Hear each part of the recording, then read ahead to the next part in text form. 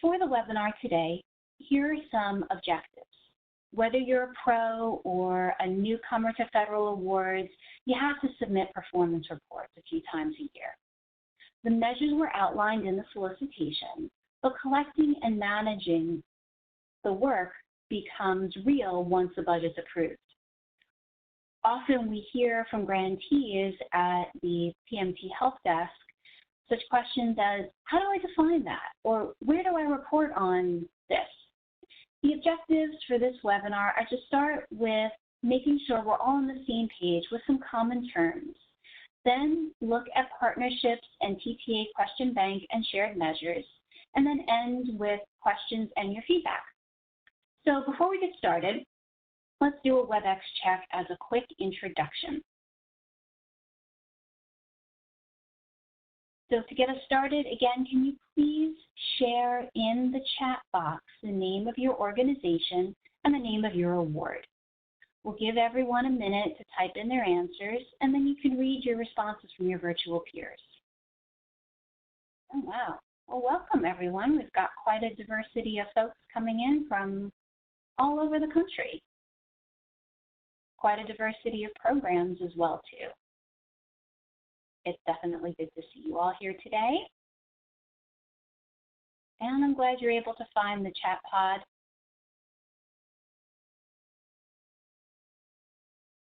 Excellent.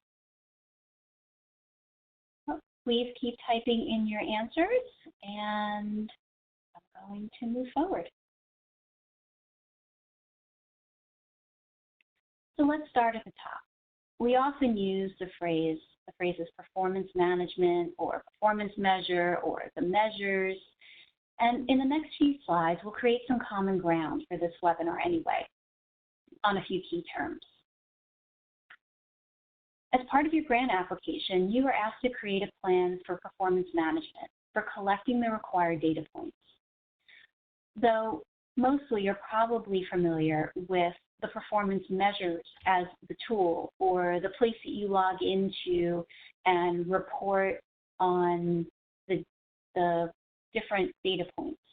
And that's different than the strategy of how you gather data and assess your goals.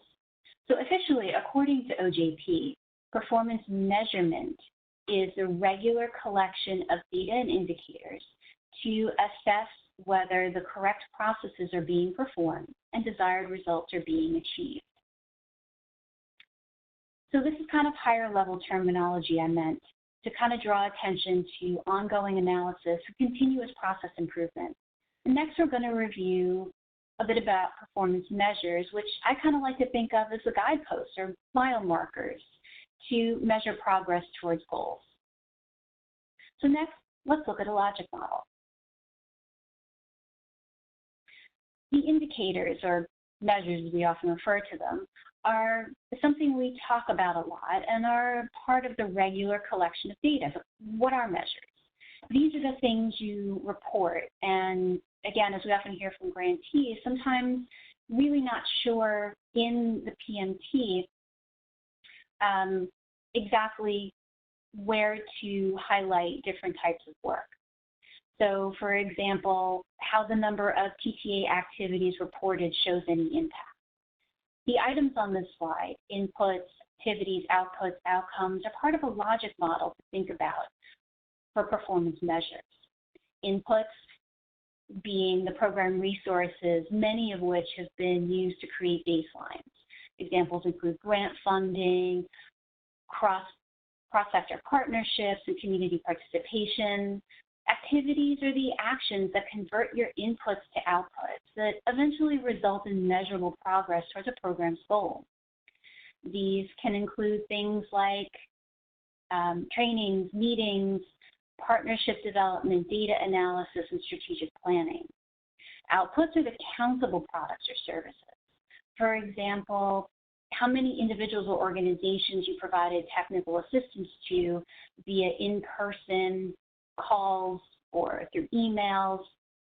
For trainings, registration systems or sign-in sheets often help you to collect this data, but you should be reporting the number of individuals who actually participated or attended the training. Outcomes are a bit tricky. because they speak to the longer-term program goals. Outcomes demonstrate that impact of the training and technical assistance on partnerships for the program. So what is performance management? And how do you leverage OVC performance data and make reporting easier and use the data to kind of paint that data-driven picture of your work? Well, you need a plan.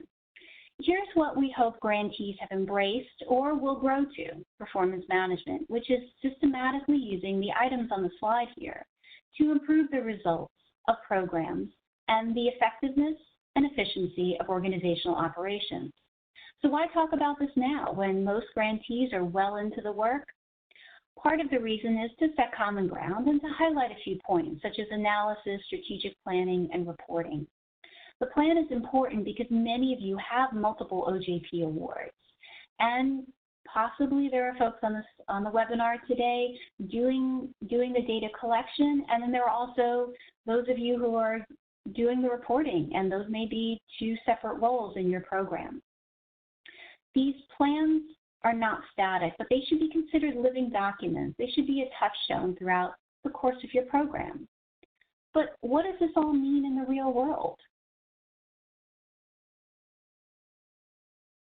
So performance management plans often include identifying a primary and backup point of contact, or POC as we like to say, responsible for collection, documenting the processes, data entry, and training others at your organization. The main contact is hopefully someone who knows your internal systems and when they should be updated, and someone who can create consistency for your assigned performance measures. And in the create consistency bullet, for example, we're talking about documenting processes, creating SOPs or standard operating procedures so that if there's staff turnover or someone wins the lottery and goes and leaves the program, it's easier to transition the work and the responsibilities to someone else. And the new person, for example, has the OVC help desk point of contact information. Currently, as defined in PMT system training that many of you have taken last year, there are two different reports that you're responsible for. First is the quarterly performance measures data report, and that collects information on your direct activities. The second report is your semi-annual, where you will respond to additional narrative questions, your qualitative, in addition to your quantitative data. The report is eventually made into a PDF document that the PMT automatically generates that brings together 2 quarters of data entry. So within each report, you see question banks and shared measures, which were assigned to you by OVC depending on the goals of the award. So let's take a second to look at question banks and shared measures just generally. So depending on which question banks and shared measures, again, that OVC is assigned, you may also report on a set of corresponding shared measures. OVC listed out all the performance measures and organized them so the grantees only answer each measure once. Each measure connects the inputs and activities to the outputs and outcomes, which help tell your program's story and ultimately decide if you were successful or not. Looking at the full list of your assigned question banks and shared measures is a good place to start. For example, while waiting for budget approval, it's a good place to begin to prep the qualitative and quantitative answers, in particular for the narrative section of the semi-annual report. Under the Need Help tab currently in the PMT, you can find a map that shows each award name and the assigned measures. So there's a lot to discuss on the slide, I know. So let's just focus on 2 particular question banks and shared measures today. So as promised, we're going to look at partnerships first. So this slide may look familiar. It's question bank 5, collaborative partnerships, something you all report on currently. This is a measure where actions convert baselines to outputs. Most often, collaborative partnerships that last and are productive are not created overnight. They don't just drop into your lap. They take planning and often funding. These measures help OVC learn on whom their funding is focused in relation to the larger collaborative. So for example, multidisciplinary teams or EMDTs. On this slide, you will see what you report quarterly and what you'll have a chance to kind of expand on in the semi-annual narrative. As part of performance management planning, ask yourself, what's the partnership goal for the next 6 months? This kind of gets to those story questions. For example, is the goal to increase partnerships, to increase the number of partners using evidence-based practices, or increase the diversity of your partnerships? In other words, increase the diversity of who's at the table. In terms of evidence-based practices, organizations will need to self-identify if they use evidence-based programs, and this is an important point not to overlook as we consider more data-driven approaches. This question allows OVC to demonstrate the value and specific benefits of the program to government agencies and the victim services field, the general public, and other stakeholders who often come to OVC for data. So this is the question bank, but what does that really look like for you?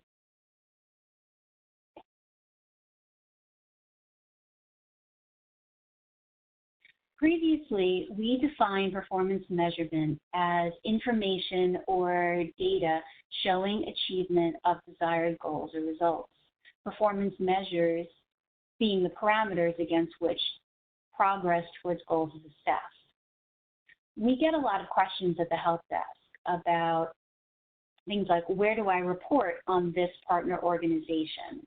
So I want to highlight questions 2 and 3 because of the different levels of formality and the type of partnerships for the award.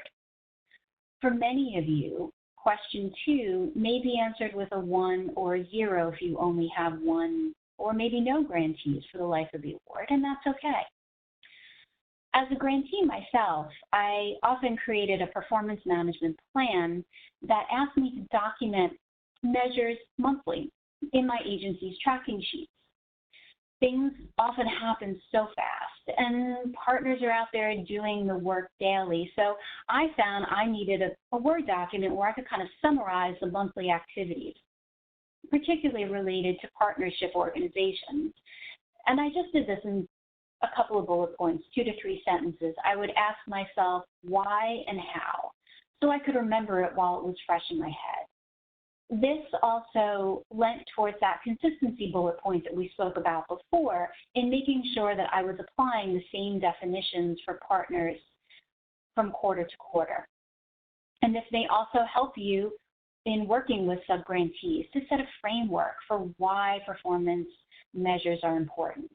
Then quarterly, be able to step back and look at performance measures as those quarterly numbers ultimately flow into your semi-annual report, and consider then documenting activities and further provide context for your program objectives. You know, for example, we said before, what is the goal of your partnerships for the next 6 months? And then be able to say, how did we increase the numbers? And why were we able to do that? For example, we started doing this new activity to get our partners more engaged with us. Or we ran into these challenges and some partners had to withdraw. Why? Capturing these stories makes shared measure questions later in the report easier to answer. That's related to the shared measure. Before we go on to the shared measure, we have one more topic to cover in this question bank. So, evidence-based practices. Question 4 asks about those practices if they're self-reported by your program and your program partners. If you were to bring this up with a subgrantee, for example, how do you know what is evidence-based? What programs are out there and what programs are actually being used? How do you create a common definition for your program? There is, as many of you know, much research that goes into the government designating something that is evidence-based and not just a promising practice. So I know that reporting on this one can feel tricky. So I'd like to open it up to the group with a quick poll question. I will post that here, and bear with me one moment as I get the poll question up on the screen.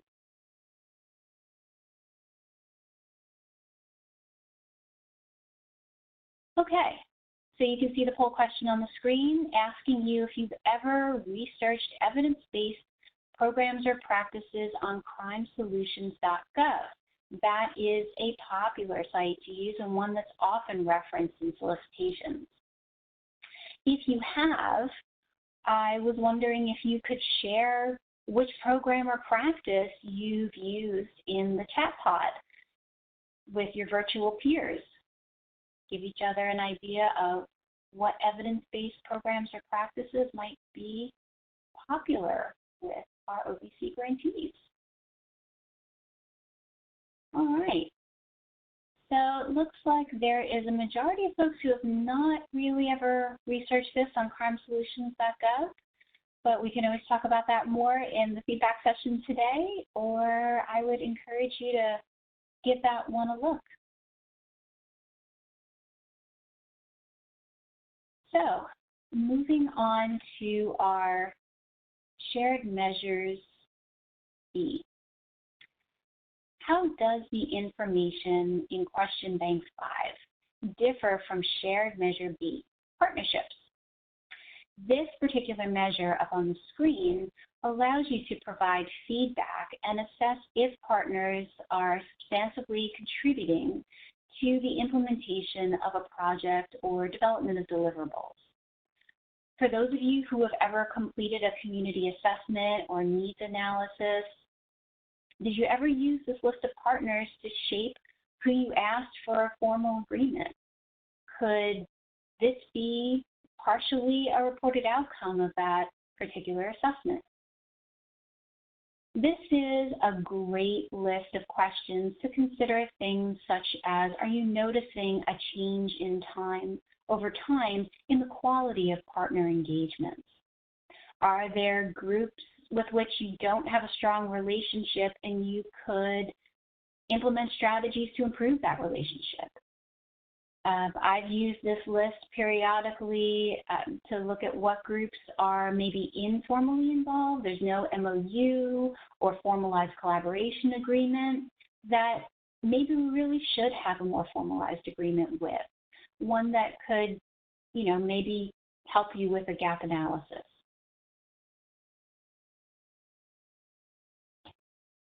So here on this slide, we have the table that's pretty comprehensive. For each category, you'll respond to the statement, this partner is actively involved in the program, by agreeing or disagreeing on a scale. You may not have partners in all those categories, and that's fine. You can indicate NA for those categories. The definition, of course, for active partnerships will be up to your program. But again, as I mentioned before, it's often good to use this table for a gap analysis. Perhaps you're working with several different types of law enforcement agencies, and are there others listed here that you're not currently engaging with that might be able to support your program in some way? Often we hear at the help desk about the great work being done by collaborative partnerships, and that's coupled with a concern over where to report that work. I wish I could give you a simple and clear answer, and I would ask that you just kind of, keep an open mind and think strategically about who is involved, how you're rating them, and again, considering that semi-annual report. So also think strategically when you're talking about partnerships with our next question bank and shared measure. Technical assistance, or TA, or TTA. We seem to have a variety of terms and acronyms that combine kind of two distinct activities. So before we move forward, I just want to stop for a second and acknowledge the definitions that OBC has in the Performance Management User Guide. And these can be a touchstone or kind of a beginning way to map your definition for technical assistance and create that consistency from quarter to quarter. So in terms of definitions, for example, using what's on the screen to say, based on the mission of our organization and definition in the user guide, our program defines TA as the following, and list out what that could be. Then in the semi-annual narrative or in future grant applications, quote the definition and state, therefore, based on that definition, in Q1, we saw technical assistance email requests for information after training or after an outreach event as the main reasons that our numbers were increasing. Training, of course, on the other hand, aims to increase knowledge and build skills using a specific curriculum. Training is really more time-bound. Technical assistance, of course, is more going to be that delivery of knowledge to a group of individuals to help address a specific inquiry, need, or emerging issue. So I highlight this because we often hear at the help desk, is this training or technical assistance? Or when does training become technical assistance? And that is definitely something that we're here to kind of help you figure out, because that definition is going to be different based on the program. So often the people you train will continue to contact your agency and report back on what they've learned and how they're applying that in the community. And if that's the case and you provide additional guidance or additional resources on whatever they spoke to you about, your training has now kind of crossed the line into technical assistance. So I'm kind of curious how everyone on the call works with TA. I have got a poll question here that is on the screen, and if you just bear with me one moment, I am going to get this poll question open for you to actually answer. So I'll give this one a couple minutes. We kind of want to know, on a scale of 1 to 5, how well does your organization collect data on TA? Ranging from folks who are going to give us feedback at the end on their best practices, all the way down to, I think there's TA out there, but I'm not quite sure what it is.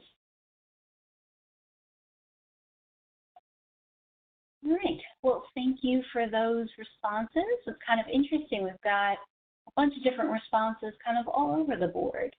So I'll definitely, feel free to put your questions or your comments about this into the chat pod, and we'll hopefully have time to discuss this a bit more towards the end.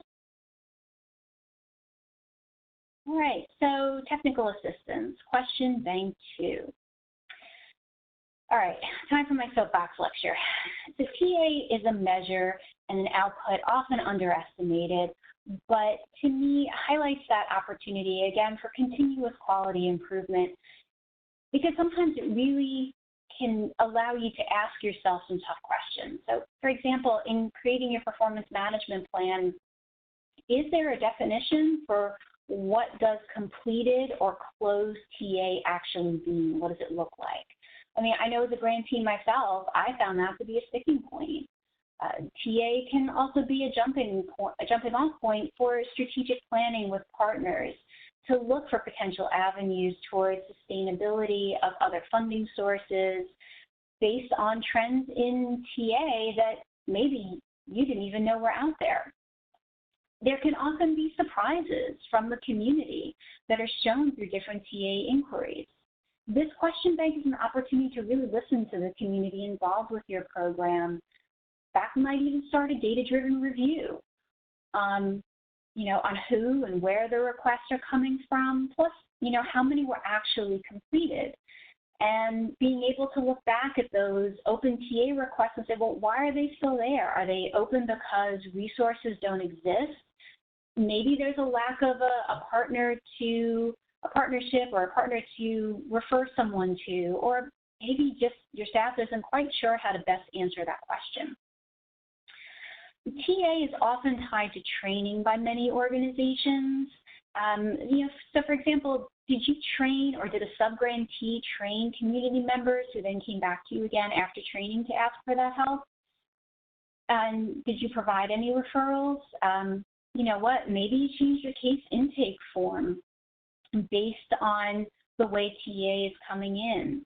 How can you document for yourself those lessons learned each quarter? What stories are you telling yourself and the organization? How are you starting to create that qualitative data in a tracking system quarterly on, for example, why there was a fourfold increase in TA requests? How can increases in TA maybe help you plan for staffing needs? Maybe you've got interns that need something to do in the summer.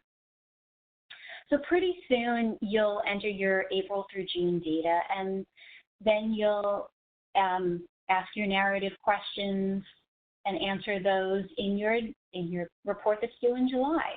So if this is your TA data on the screen, how can you use the narrative to talk about the increase in completed requests?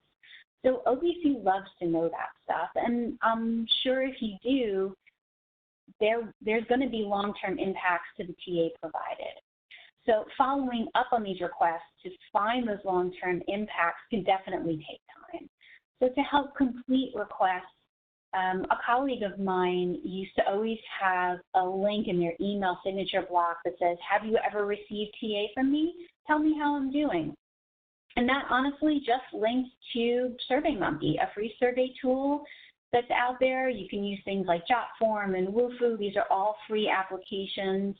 And they're also a place that can give you a reminder to maybe send out a TA follow-up survey after 6 months to ask if what was provided helped in any significant way or made any long-term difference.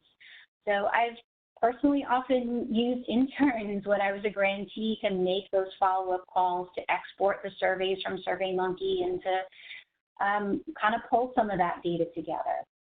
So as with collaborative partnerships, this TA question bank has a related shared measure. So we have this on the screen again, and many of you may be familiar with this view. This measure is also reported by your subgrantees. So for me, this is a good example of why you need that consistent definition and POCs to be working on reporting. Now, similar to partnerships, do you want or need to increase the number of TA materials created to reach a different portion of your community? This is another opportunity to tell yourself and then eventually OBC a story from the past quarter in the semi-annual report. So maybe consider, instead of rehashing program objectives and the quantitative data that you've already posted quarterly, use the narrative to relate why the materials, for example, were translated into 2 new languages. Or how are you now defining that term, other customized TA toolkits and materials? Does that relate to a social media plan maybe you hadn't thought of before?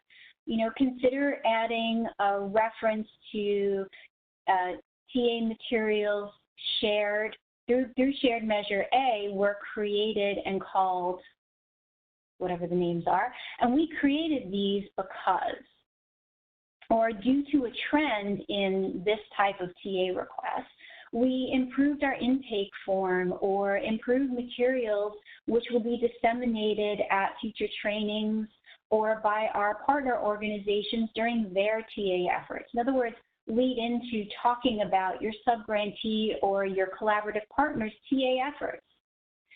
So document those stories and highlight them in the semi-annual.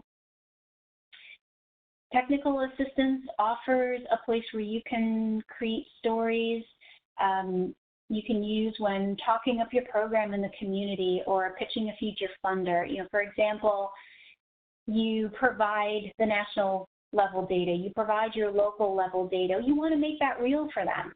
Technical assistance can be a place to do that. You can say, for example, this one technical assistance came in where, and that highlights a need for. I'm sure everyone on this call can fill in those blanks with their different stories.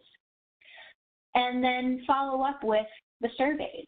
Are you using surveys to collect feedback on TA? What are the results you're seeing? So this question bank and shared measure are an example of what was noted on a previous slide, finding definition consistency by creating a map. So for example, based on our organization's mission and the definition in the OVC user guide, our program defines TA as. In the semi-annual narrative, say, shared measure in question 1, we trained this many people from these types of agencies, and after the training, how many people came back to ask for more guidance?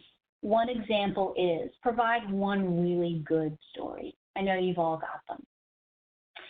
So I've told you a little of what I've done and what some of my colleagues have done. So now again, I'm curious to hear from everyone on the call today with another poll question.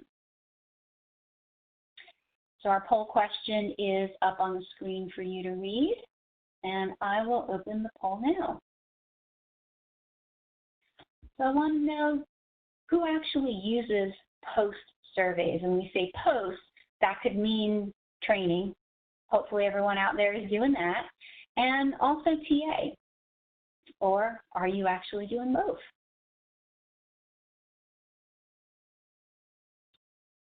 All right. So while there were quite a few who did not answer, it looks like post-training was definitely our most popular way to follow up, which I think is probably pretty accurate for most organizations. All right, so moving on here, the performance measures we talked about today are not changing anytime in the future. And again, as we know, in July, there's a semi-annual report due. So ask yourself, how can I maximize these performance measures to show my work? How can you tell OVC a story of your community through examples pulled from TA and partnerships? As we have heard, there are activities related to your grant work that sometimes don't often feel like they fit in a performance measure. You're not sure how to connect those outputs to outcomes. The semi-annual, again, is a great place to step back and look at your 2 quarters worth of data and ask yourself, is this reasonable? And maybe kind of start to come up with some of your qualitative data from there. And as we've covered, again, this report allows you to take advantage of the narrative sections to further explain the data from previous quarters, use examples, focus on increase in referrals for victims so they can get the services needed. Review your report to see how you accomplish those goals. For example, we increased partnerships over the previous 6 months, or maybe we didn't increase as much as we wanted to, and we're still working on that. Once you have this very manageable data set in place, what's next? Well, let's consider some options. So on the screen here, we have a couple of different options to consider. So after you've tracked your inputs and you've reported your baselines and you're actively engaging in performance measurement, and I know a lot of people have ideas for showcasing programs to increase and solidify partnerships, and I'd love to hear those in the chat pod. But I also have some others up on the screen here for you to consider, such as downloading the quarterly Excel reports and aggregating total TA, or providing, the feedback on the training and sharing that with board members or within the community. For example, maybe creating a snapshot, one-page or fact sheet that focuses just on the partnerships or just on the training or TA question bank and shared measures. Fill that in with your narratives. Maybe build an Excel-based dashboard to share staff meetings internally. So have you ever been invited to speak at your local police department at a roll call or at a county board meeting? These are all potential avenues to pitch your program in the hope of attracting future funders and partners. And kind of like as in the movie and like documentary field, they'll often create what's called a pitch to do the very same thing. So what is a good pitch?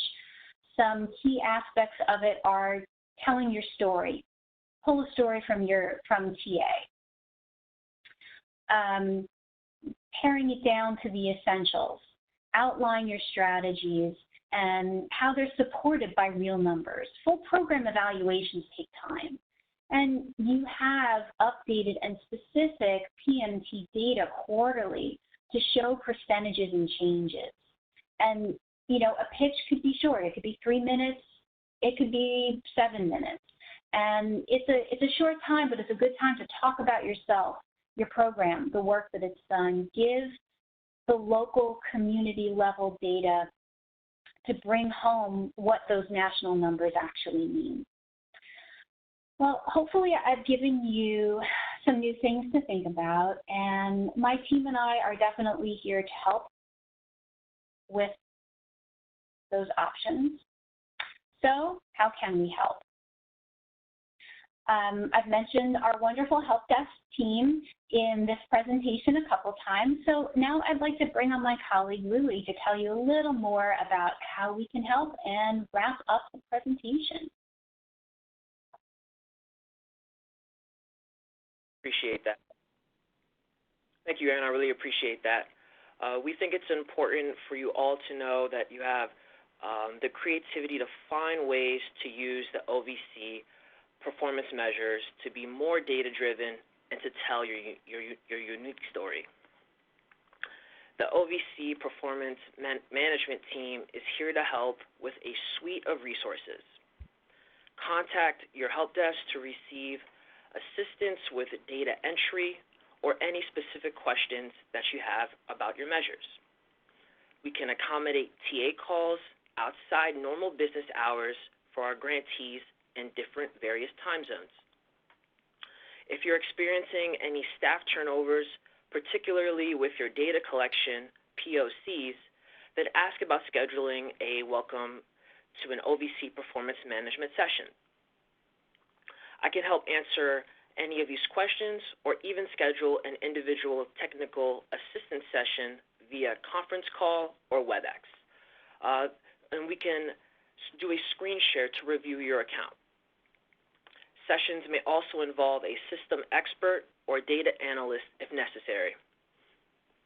For example, if you were looking to create a program pitch for volunteers to use in your community or to create a consistency on messaging, we can be your sounding board.